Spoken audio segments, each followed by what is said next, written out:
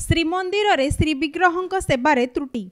पुरी श्रीमंदिर रे श्रीविग्रहंक मस्तकरे लागिथिबा चितारे देखिबाकु मिलिछि किछि त्रुटि। आम संस्कृति परंपरा अनुसार श्रावण मास अमावास्या तिथि रे महाप्रभुंक मस्तकरे लागि होइथिला दुर्मूल्य चिता। तीनी दारु विग्रहंक भितरु मां सुभद्रांक माणिक्य खचित चिता बंका रहिथिबा बेले बड़ ठाकुर बलभद्रंक लीला खचित चिता त्रुटिपूर्ण लागिथिबा जणा पड़िछि। केवल महाप्रभु जगन्नाथंक दुर्मूल्य हीरा खचित चिता ठीक रहिथिबा कुहा जाइछि। मां सुभद्रांक चिता बंका लागिबा सबुठु बड़ त्रुटि बोली जगन्नाथ परंपरा रे विचार करुथबा भक्त माने कहिसंती। एही घटनाटी बुधवार जणा पड़िबा परे ताहाकु नेई प्रश्नवाची सृष्टि होईछि। प्रश्न उठुछि एभली त्रुटि हेला किपरि, किए कला?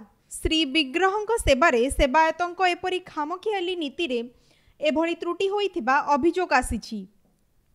सेवायत माने एभली त्रुटि को अस्वीकार करिबा सहित परस्पर को दोष देइछंती।